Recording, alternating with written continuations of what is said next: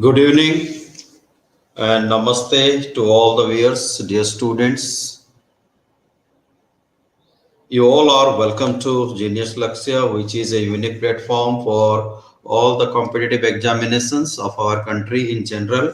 And particularly, we have been focusing on the most prestigious examinations of our country, like UPSC. For state level, it is GPSC for Gujarat, and for Defense NDA and CDS. And I have been coming to you with so many topics, static as well as dynamic.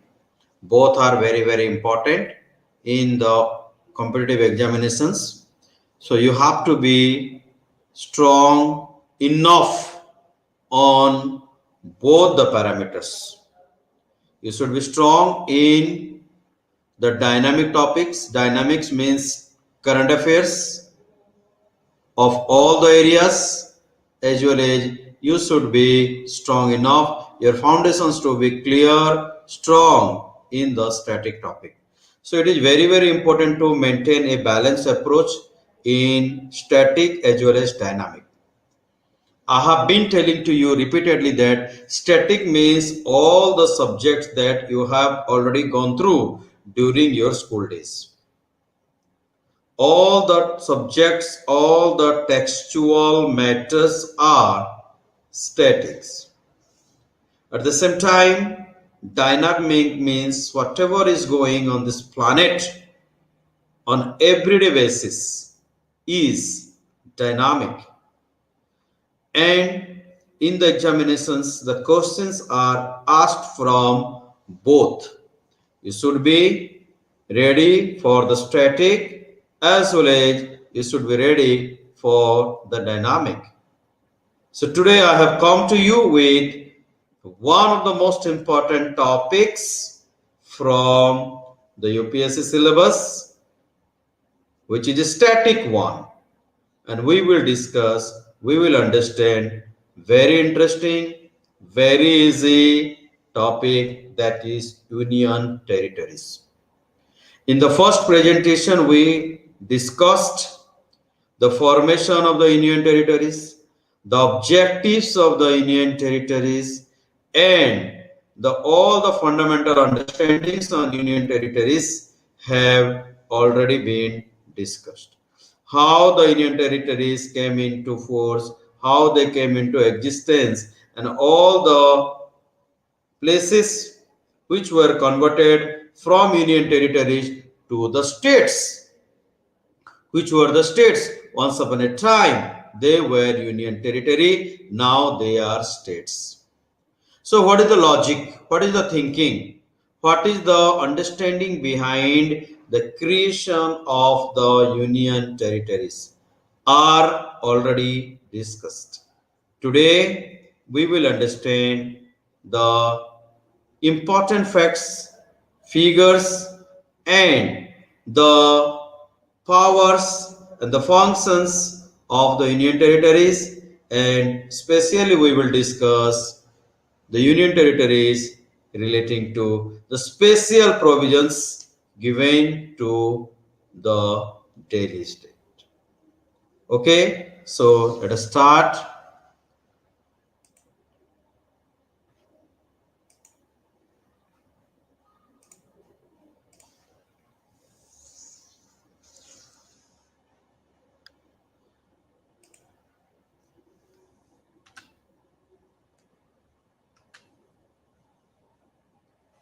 Okay, so this is part 2 of the topic union territories. So gradually we will complete the topic.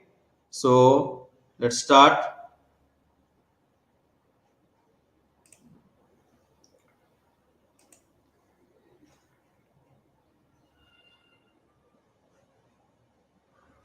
Okay, so administration of the union territories. How are they administered? How are they monitored? How are they managed? All these are the topics of the day. So we will go according to Article 329 of Indian Constitution from 329 to 241 that contains in part 8 of the Constitution of India.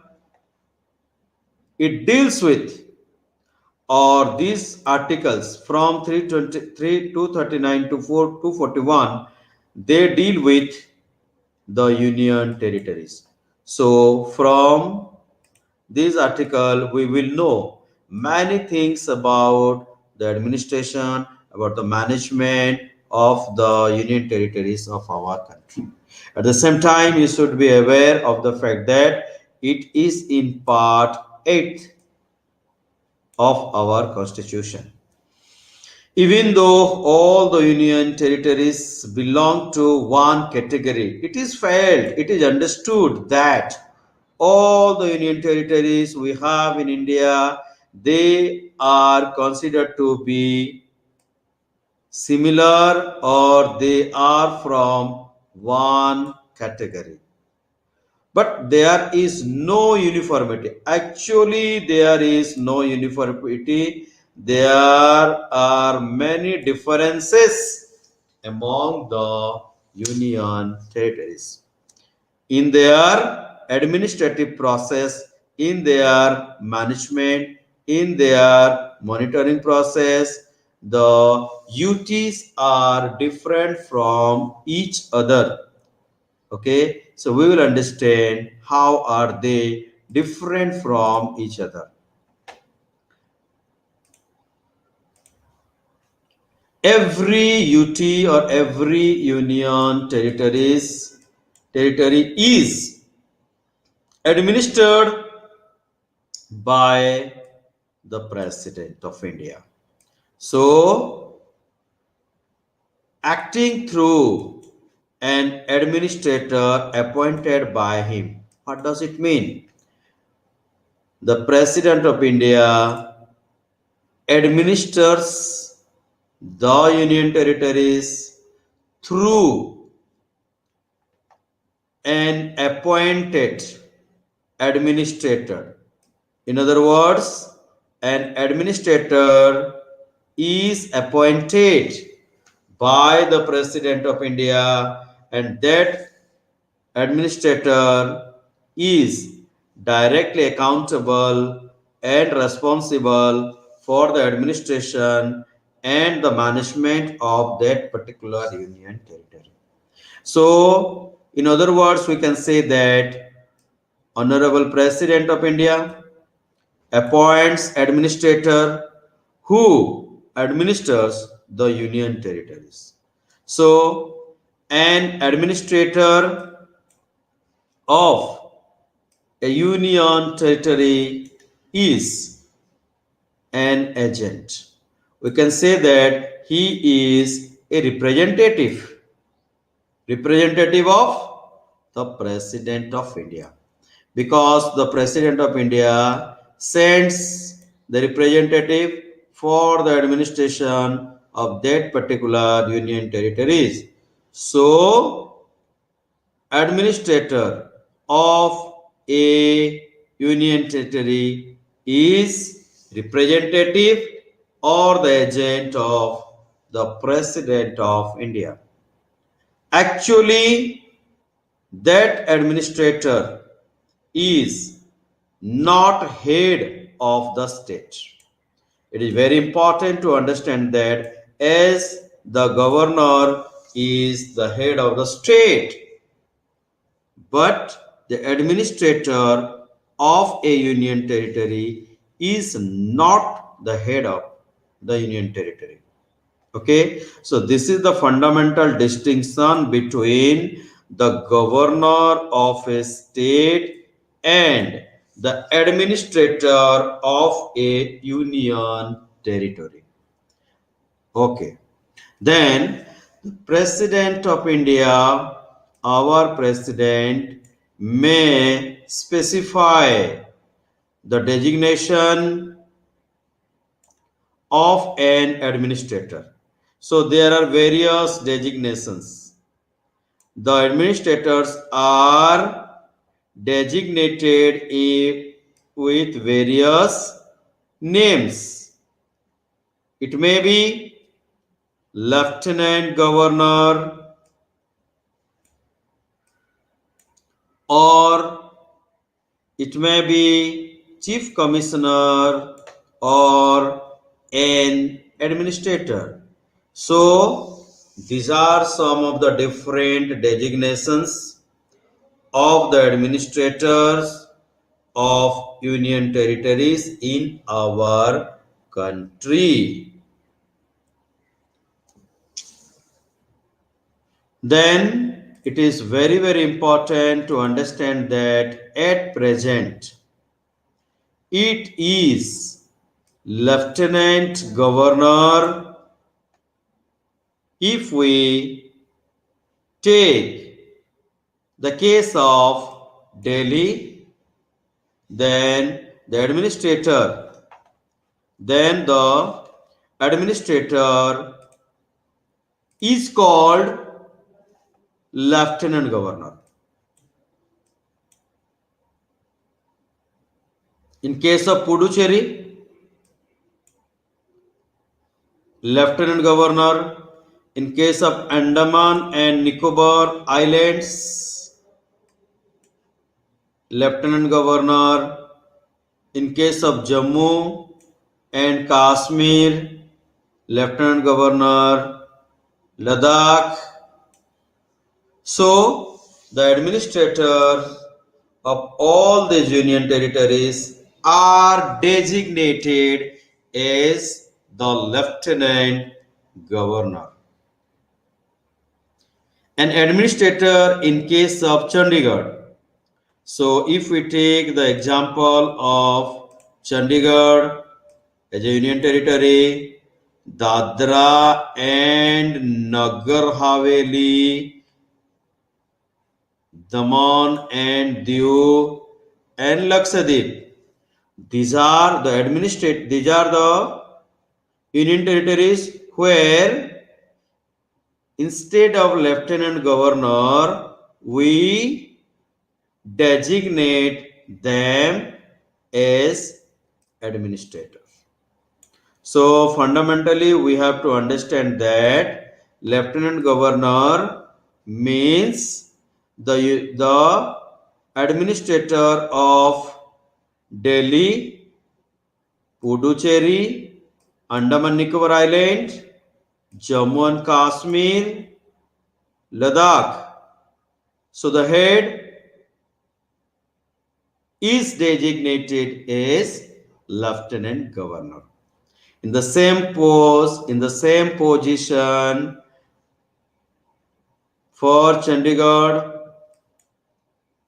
for Dadar and Nagar Haveli, and Daman and Diu and Lakshadweep, he is called administrator. Okay, so fundamentally both are same by different names. Then we will understand the President of India can also appoint governor of a state as the administrator of an adjacent union territory. What does it mean? Means the President of India is empowered to appoint a governor of any particular state, and that governor can also be appointed as the administrator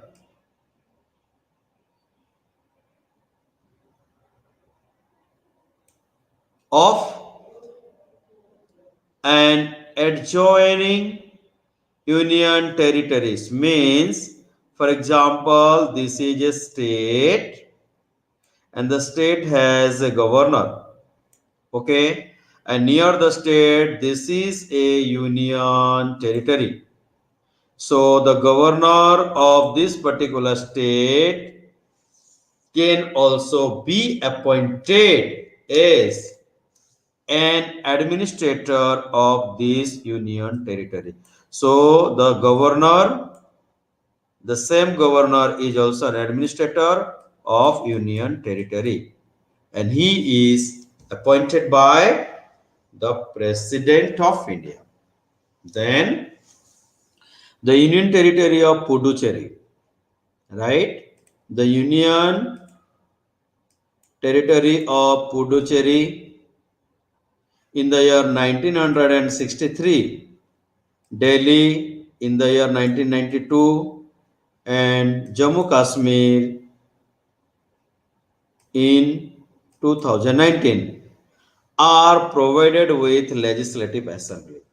So how many union territories have legislative assembly? Answer would be three. First one is Delhi. Delhi has its legislative assembly. Puducherry has its legislative assembly, and third one is Jammu has its legislative assembly. And a council of ministers, and the head of the council of ministers would be the chief minister. This is the administrative structure of Puducherry Union Territory, Delhi Union Territory, and Jammu Kashmir Union Territories. So all the union territories do not have legislative assemblies.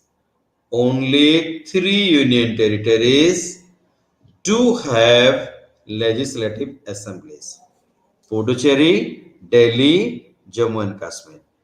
If you are aware that if there is assembly, that means there must be council of ministers, and the head of the council of ministers is the chief minister. So this is the administrative structure of the union territory. Then remaining 6 out of 9, remaining 6 union territories do not have such political institutions. Only 3 union territories have legislative assembly with council of ministers headed by the chief minister. But the establishment of such institutions in the union territories does not diminish the supreme control of the president. Whether there is a legislative assembly in a union territory or it doesn't have a union territory, the president of India has or will have same power, same authority. That's why it says that these political institutions or this establishment means legislative assembly is the establishment. It is an institution in the union territories. But this institution will not diminish. It will not reduce. It will not reduce the supreme control of the president and the parliament over them.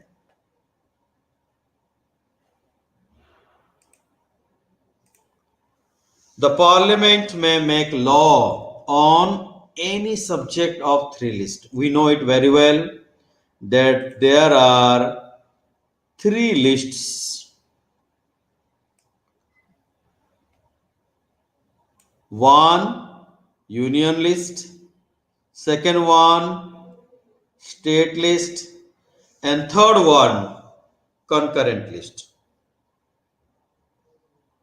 Union list means the lists upon which the Parliament of India legislates policies are union lists. The state list means those lists, those matters upon which a state can legislate policies. And concurrent list is nothing but those lists, those matters upon which center as well as state both can legislate policies. So there are three lists. This power of parliament also extends to Puducherry Union Territory, Delhi Union Territory, and Jammu and Kashmir.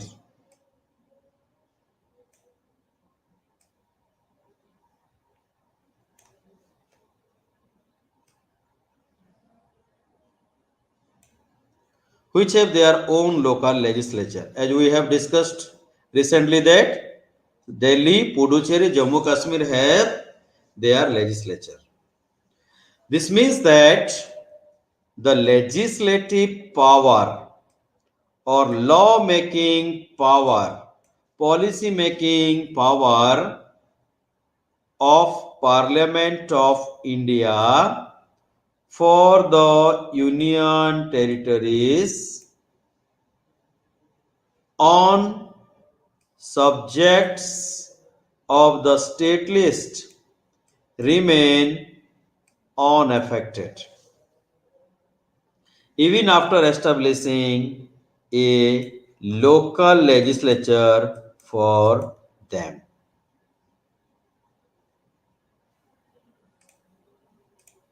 The, the Legislative Assembly of Puducherry can also make laws on any subject of the state list and the concurrent list. Similarly, the Legislative Assembly of Delhi can make laws on any subject of the state list and concurrent list.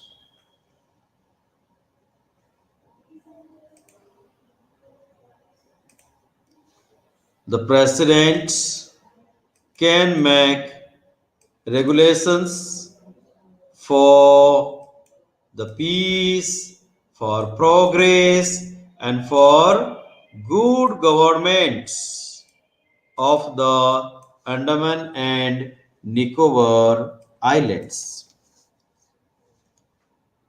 Lakshadweep, Dadra and Nagar Haveli, Daman and Diu, and Ladakh. So, president has power, he can make regulations for the peace, development, better management of Andaman Nicobar Island, Lakshadweep Island, Dadar Nagar Haveli Island, Daman, Diu, and lastly Ladakh. In the case of Puducherry, also the president can legislate though Puducherry has a legislature, in spite of having a legislature in Puducherry, the President of India can legislate by making regulations, but only when the assembly is suspended or dissolved. If there is no assembly, then the president can make regulations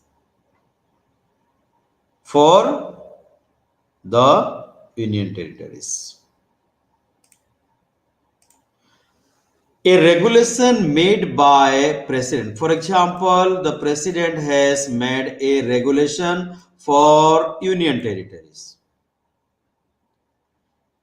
That regulation will have same power, same applicability, same force, and same level of effects as an act of parliament, and can also repeal or amend any act of parliament in relation to these union territories.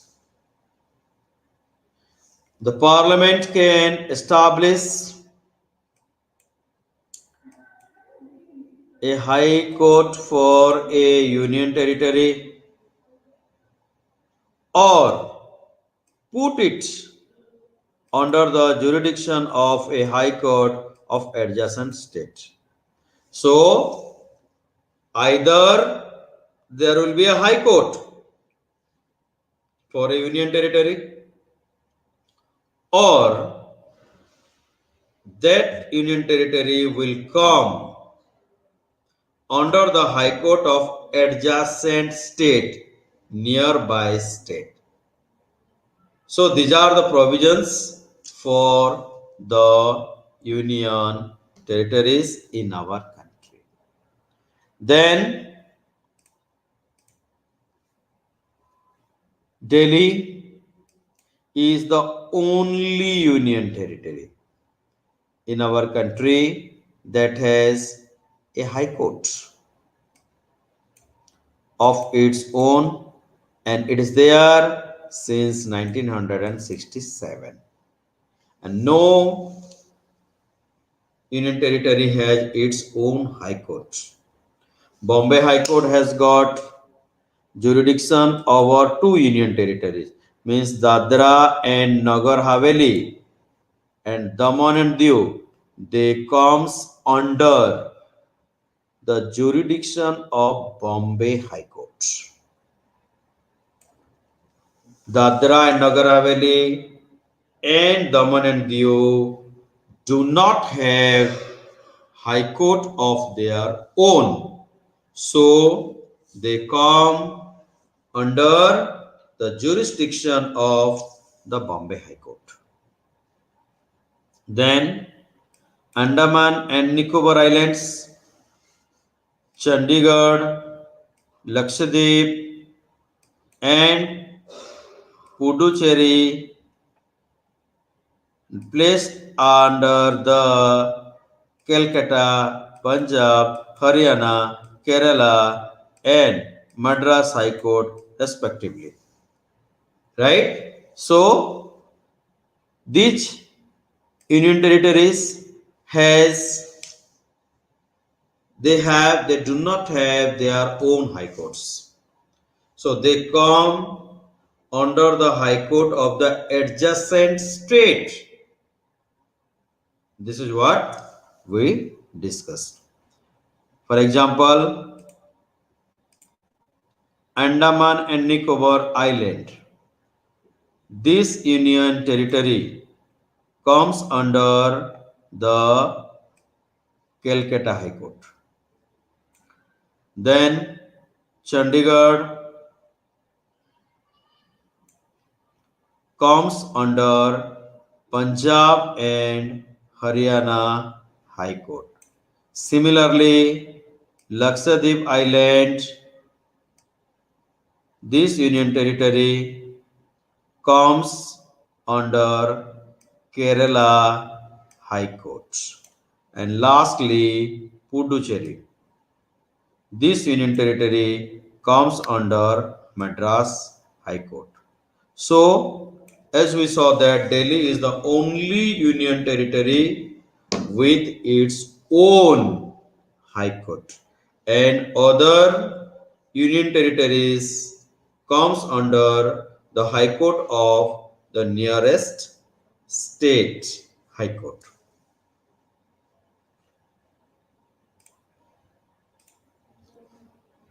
Then Jammu and Kashmir High Court is the common high court for the union territories of Jammu and Kashmir and Ladakh. So Ladakh and Jammu and Kashmir both have one high court.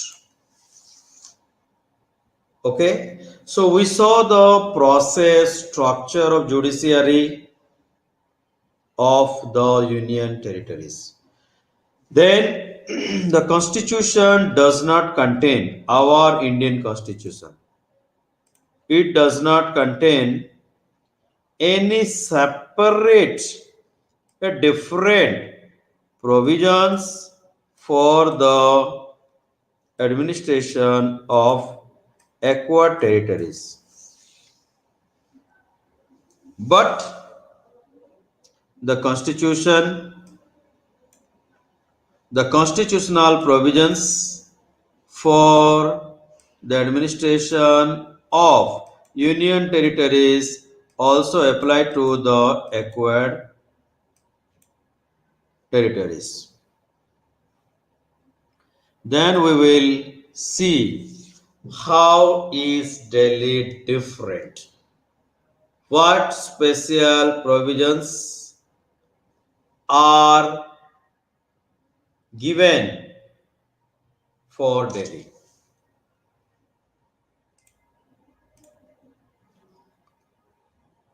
So the 69th Constitutional Amendment Act of 1991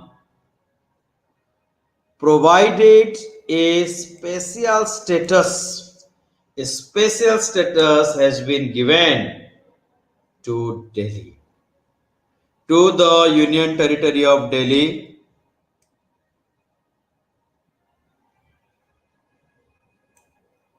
and redesignated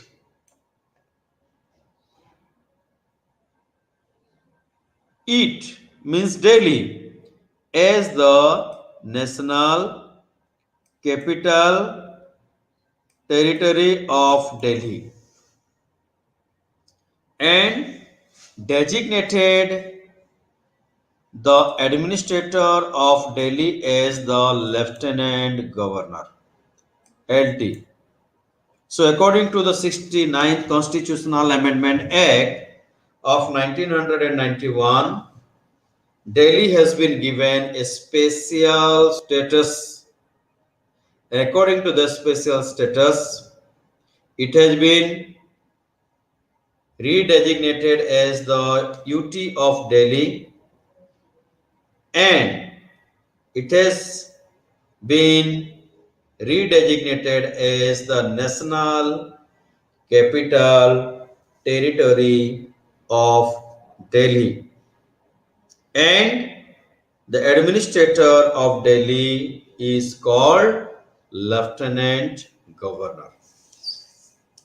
Then it created Legislative Assembly and Council of Ministers for Delhi. So there is a Legislative Assembly in Delhi, and there is Council of Ministers headed by the Chief Minister in the Assembly of Legislative in Delhi.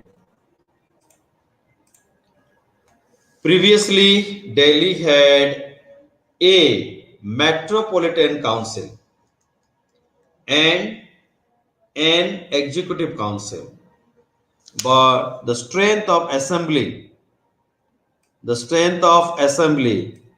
is fixed, that is 70.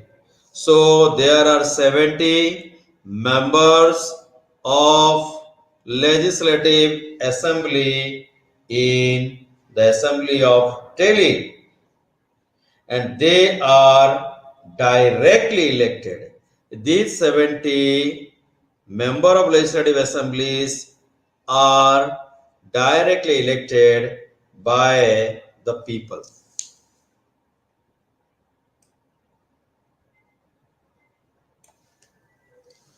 The elections are conducted by the Election Commissioner of India, and the Assembly can make law on all the matters of the state list and the concurrent list except three matters.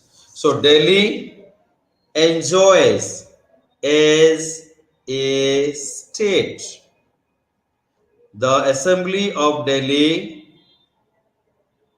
makes law on all the matters of the state list and the concurrent list, but it cannot make law on three matters. Which are they? One is public order. In this matter, Assembly of Delhi cannot make a law. Second, police. Delhi cannot make a law on police. And third one is land. So except these three matters, all the matters of the state list and the concurrent list,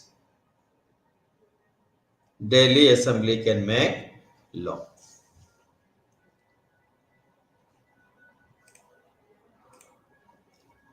But the laws of the parliament prevail over those made by the assembly. It is, we have seen in our previous session that if the laws are made by, for example, the laws have been made by Delhi and the same laws has been made by the central government. So, according to the provision, the laws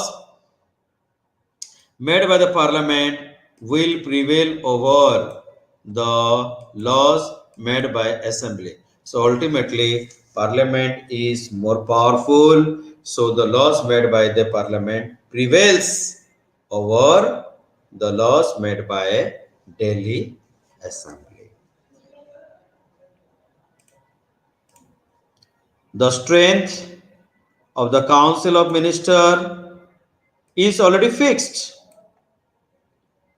at 10% of the total strength of the assembly.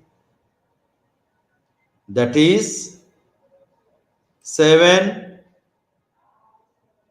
One of the minister, one is chief minister, and 6 other ministers are there. The chief minister is appointed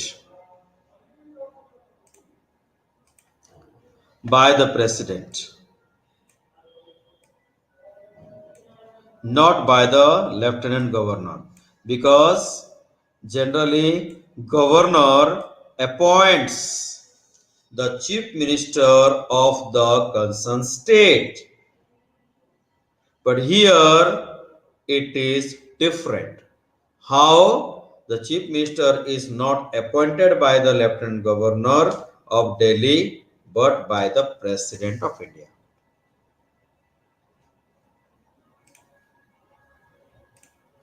Then the other ministers appointed by the president on the advice of the chief minister.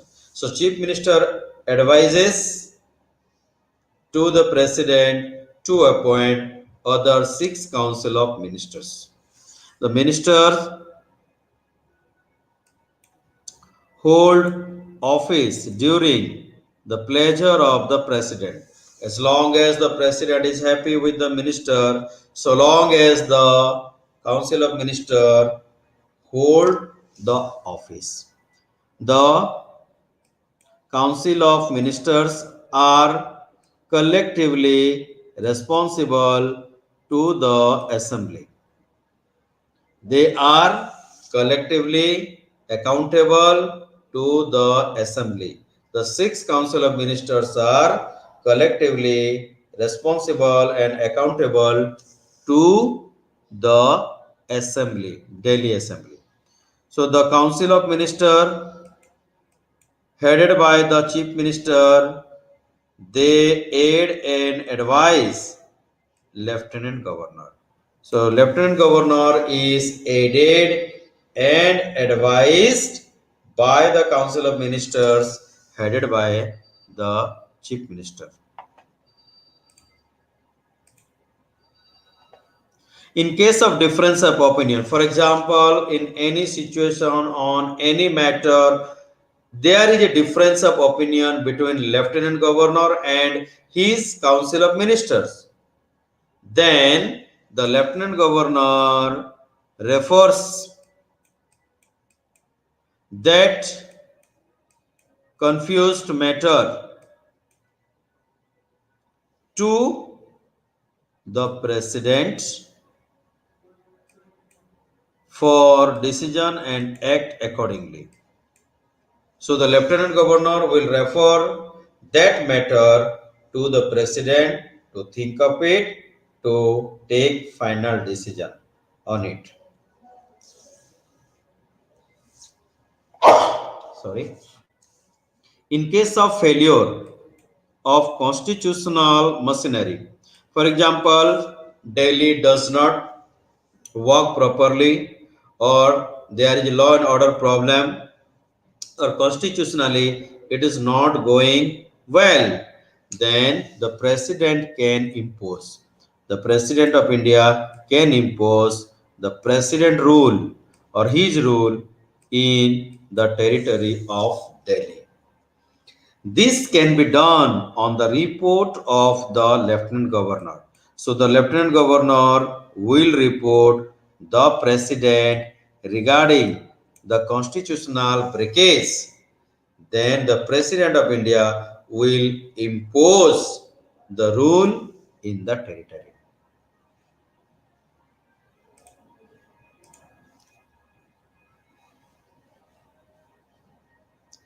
This provision is equal to or similar to Article 356 of the Indian Constitution, which also deals with the imposition of the president rules in a state. Then the lieutenant governor is empowered. He has got the power to promulgate ordinances during the recess of the assembly, and an ordinance has the same force as the act of the assembly. If there is no assembly during the emergency time, the lieutenant governor has the power to promulgate ordinances or emergency law, emergency policy to meet the situation.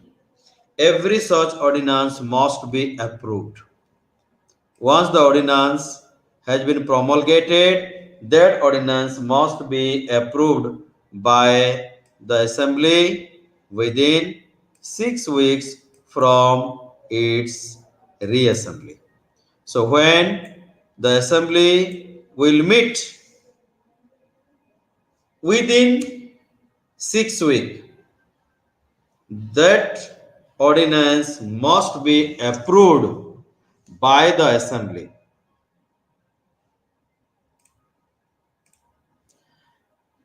The lieutenant governor can also allow to withdraw the ordinance at any time. The lieutenant governor has power to withdraw the ordinance anytime he likes, but he cannot promulgate an ordinance when the assembly is dissolved and suspended.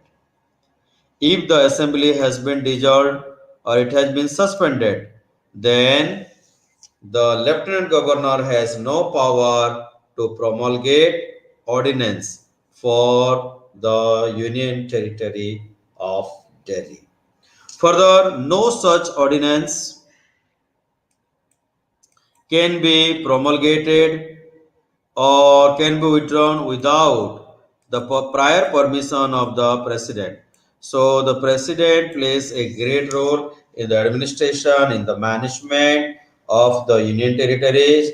So in order to have an ordinance, the prior permission of the president of India is a mandatory. So thank you very much. This is the end of the presentation. If you have any doubts and queries,